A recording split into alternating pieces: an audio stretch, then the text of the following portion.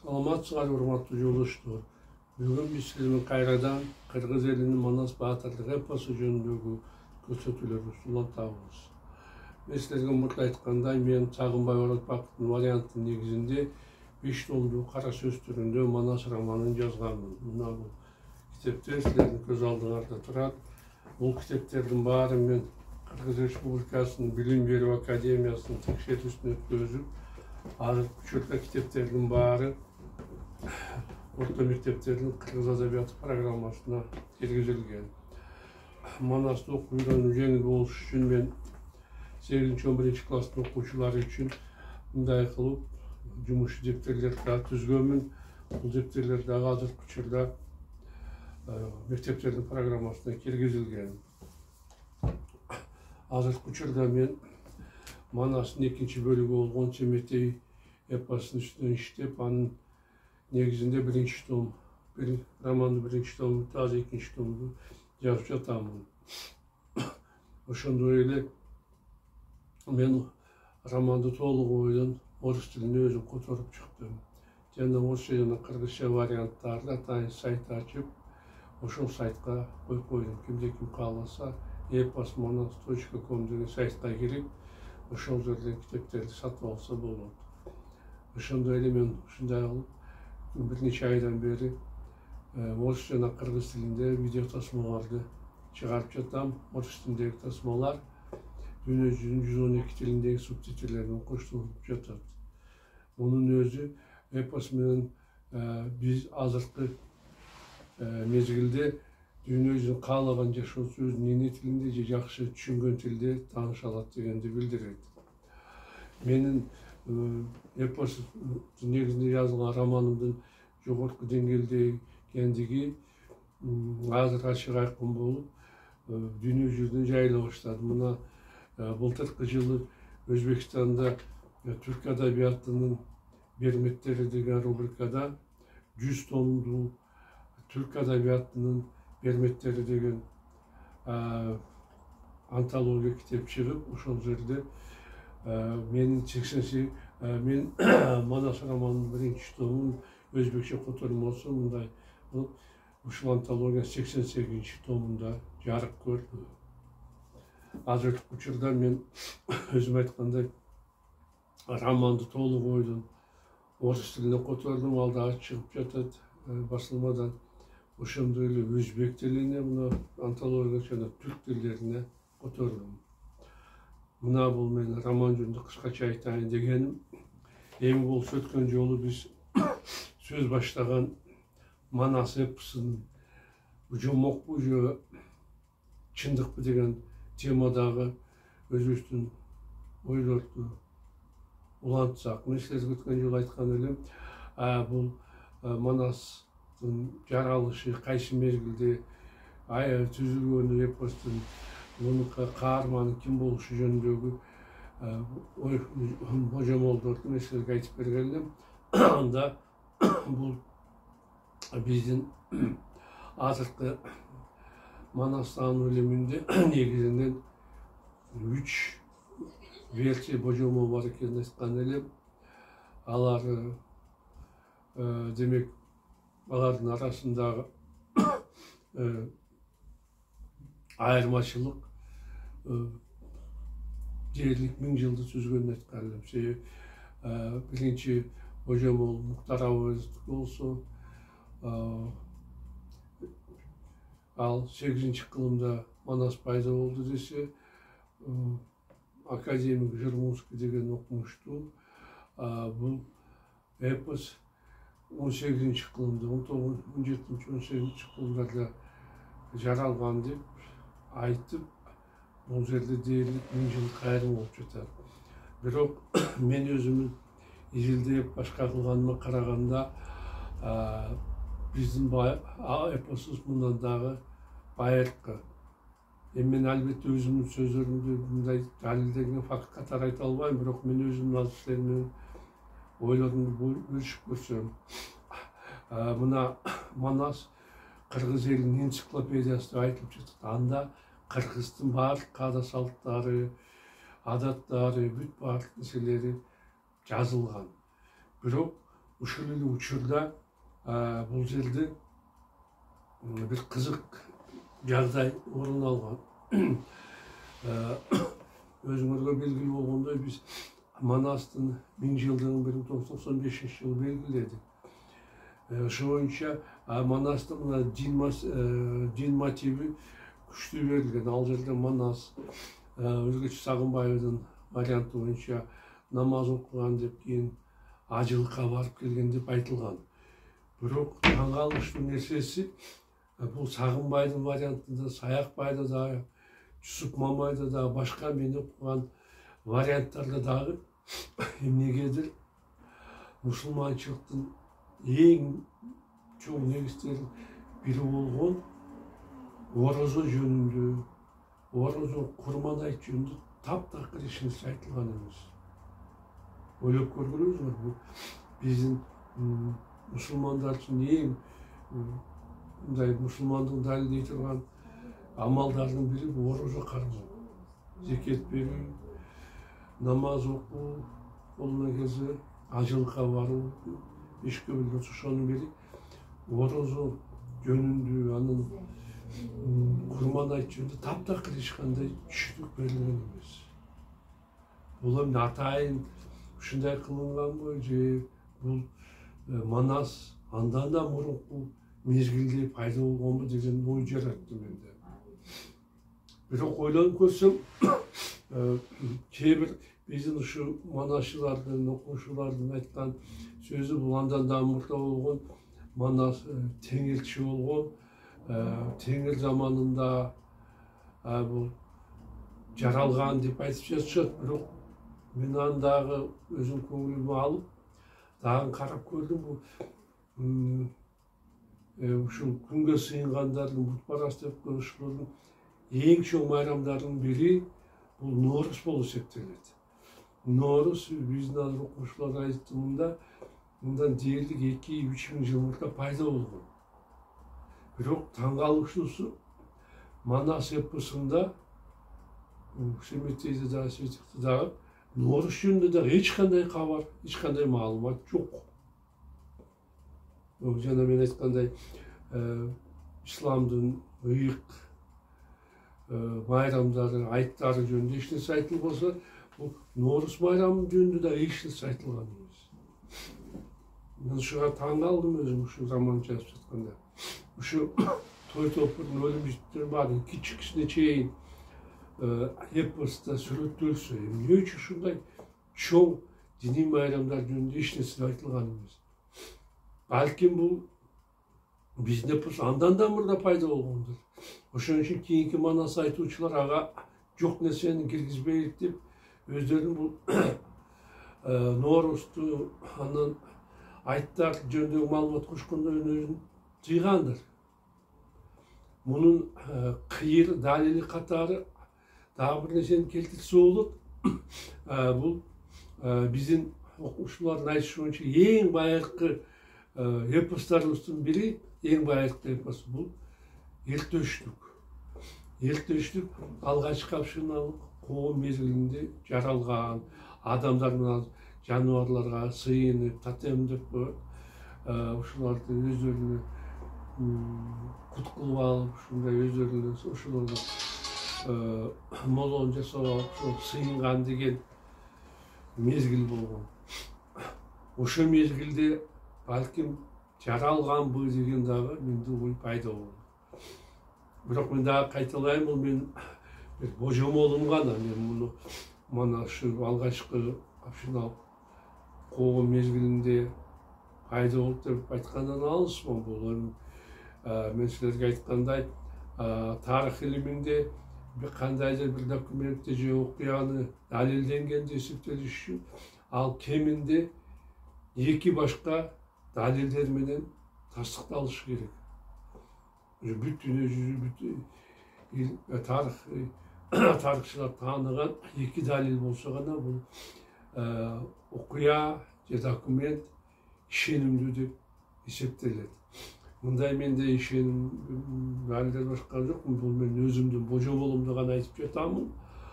Эми бул Манас качан түзүлгөн, анын прототиби ким болгон, бул суроолорду ойлойм.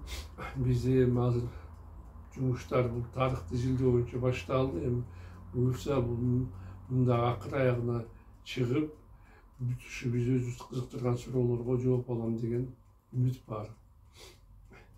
Эми мен айтайын дегеним, бул Манастын чындыкпы же жомокпу деген суроо боюнча айтайын деген сөздөрүм ушул. Дагы бир жолу кайталайм, бул Манас бүт окумуштуулардын айтымында болгон окуя, тарыхый окуялар берилген, тарыхый прототиптери бар.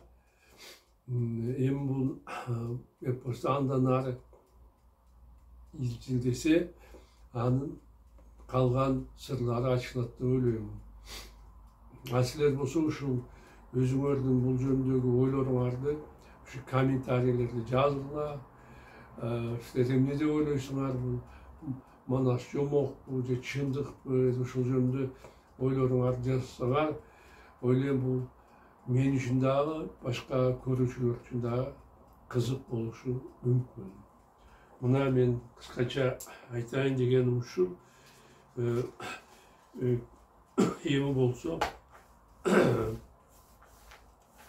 мен силерге өзүм романымды окуп берейин. Дагы айта кетчү нерсе, мен ушундай эле кылып тарихте көрсөтүүлөрдү алып барайын деп жатам.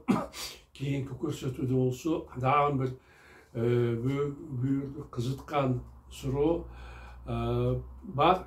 Бул кыргыздар менен еврейлер бир тууган эл деген божомолдор бар. Буну эмненин негизинде айтылып жатат, буга кандай далилдер бар, башка жагдайлар боюнча мен силерге кийинки көрсөтүүдө айтып берем. Өзүңөр түшүнөсүңөр, мындай маалыматтар анча деле жайылтылган эмес, ошондуктан мен силерге ушундай кеңири коомчулукка белгисиз жагдайлар жөнүндө айтып берейин деп чечтим.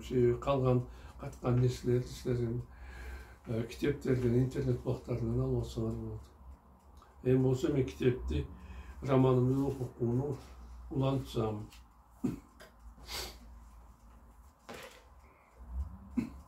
Сыргак душмандын найзасы менен өйдө көтөрүп, анын атын кубалап, аскерине кайтып барып, найзанын учунан ыргытып жибергенде, денесинен каны атырылып, шорулдап аккандан кийин ошол жерден жан берди.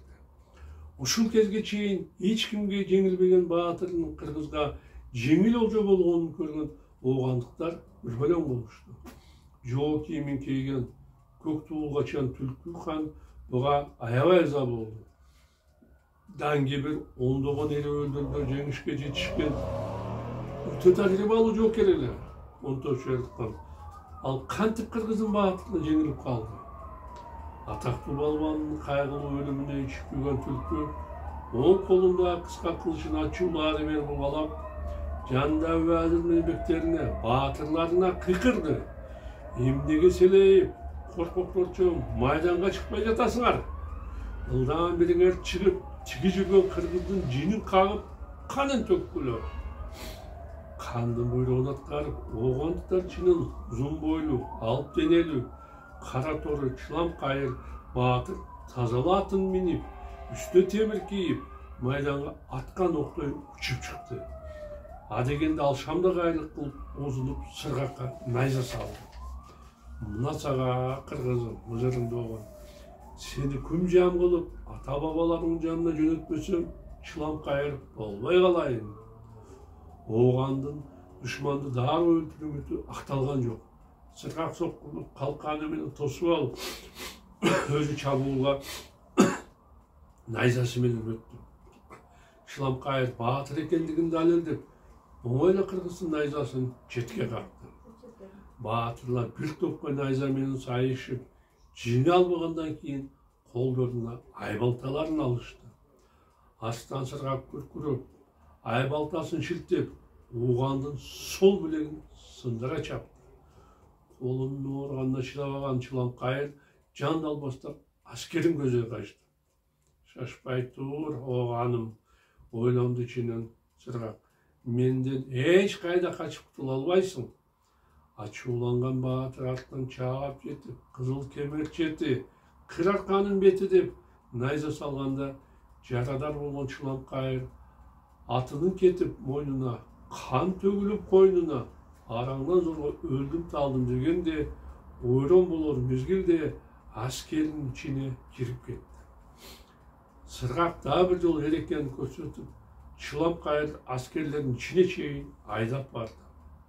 Бугалда болгон оогандыктар жаанын оогун кыркыратып, мылтыктын оогун зыркыратып, баатырды аткылай башташты.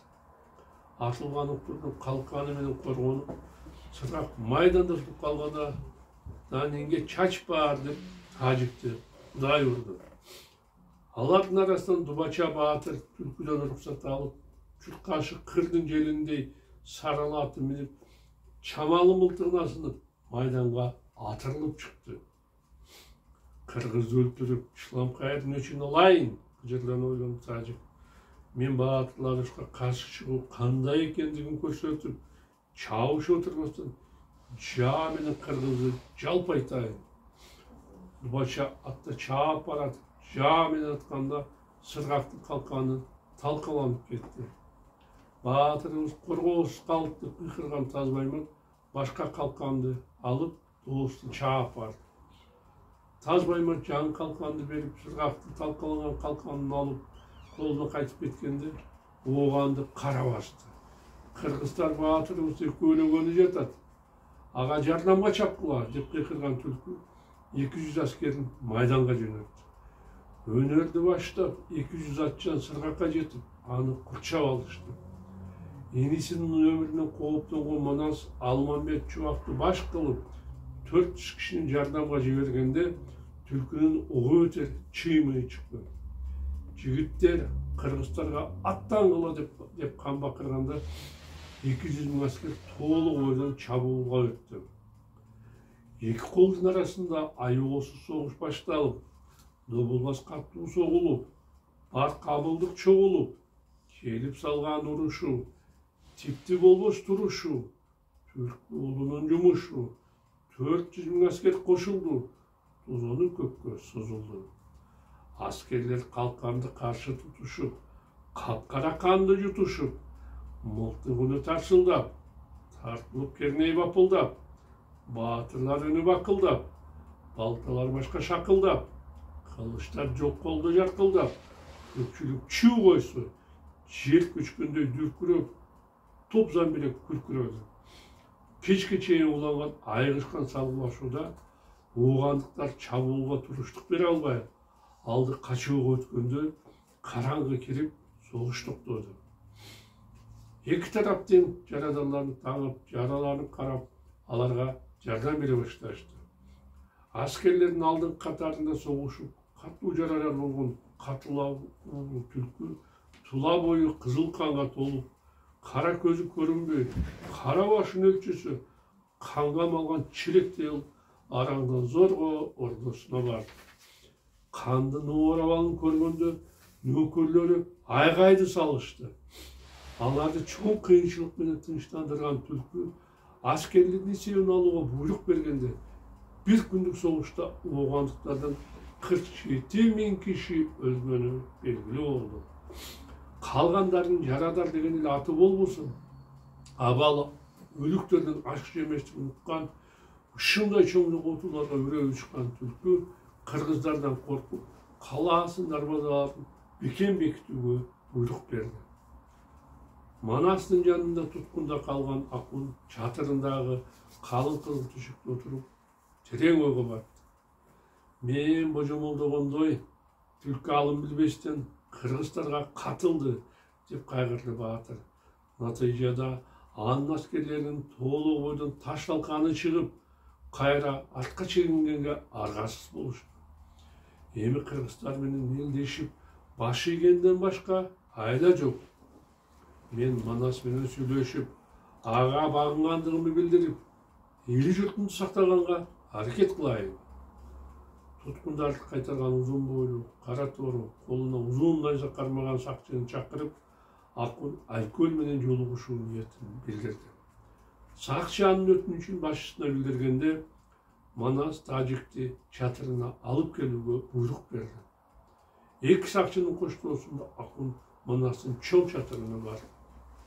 Баатыр, dedi Тажик, эгерде уруксат берсең, өтүнүчүмдү айтайын. Сүйлөй бер. Уруксат берди алтын таксысында отурган Манас. Баатыр, жоокерлердин үстөмдүгү бүгүнкү салгачта анык билинип, ооганттар талкалап, силер бул жолу да мөөрөйдү алдыңар. Мунун туура. Эгерде силер менен эрегишкенди токтотпосок, биз толугу бойдон кырылып кете тургандайбыз. Ушундай болуусу мүмкүн. Уруксат берсең, эли жериме кайтып барып, түлкү канды сага багынганга үгүттөйүн. Эгерде ал баш тартсачы, анда элибиздин шору катат, муңая жооп берди Акун. Бирок түлкү эпке сөзгө келип, түзүлгөн кырдаалды туура түшүнүп, силерге багынып берет деген үмүттөмүн. Максатымды жүзөгө ашыруу үчүн мени журтума жибер. Баатыр. Жоокерлер менен акылдашкандан кийин Манас бул сунушка ыраазы болуп, Акунга арпа түктү, жем берген эң мыкты жоргонун тартуулап, жанындагы 6 затка бектерге алтынды тон кийгизип, 6 аргымакты мингизип, Азим шаар бүгүнчүккө тиешелүү сүйлөшүүлөрдү жүргүзүү үчүн жөнөттү. Жолго таң атканда чыккан Акун тынымсыз жүрүп, бектер менен түндөсү эсен аман шаарга жетип барды. Акун дарбазалардын бек турганын көрүп, аларды катуу каккылады. Ким бул? Кыйкыра сыра сакчылар узун бойлуу кара тору корбашты. Бул мен Акунмун. Ачыкла дарбазаны. Жок, сен Акун эмес, кыргызсың. Эмне деп дөдүрөп жатасың? Көп булдырабастан эшикти ачкын. Мен Акунмун. Ишенбеймин. Кыргыздардын арбын экен аяры, кыйын экен кыяры, кыргыздын рас кылары. Сен ушундай аярлардын бирисиң. Акун болуп алып, биз азапка бөөдө салган көрөсүң. Капканы ачпаймын. Эй, акмак сакчы, өтөр бакырды Акун. Эмнеге эшикти ачпай жатасың? Мен эч кандай аяр эмес, ушу шаардын каны Акунмун. Ачкын эшикти. Эгерде эшикти ачпай турган болсоң, мен эртең шаарга баары бир киремин. Ушунда сазайыңды берип, сени дарга астырамын. Мына урматтуу жолдоштор, биздин убактыбыз соңуна жетти. Мен силер менен коштошомун. Кайрадан жолугушканча саламатта калгыла.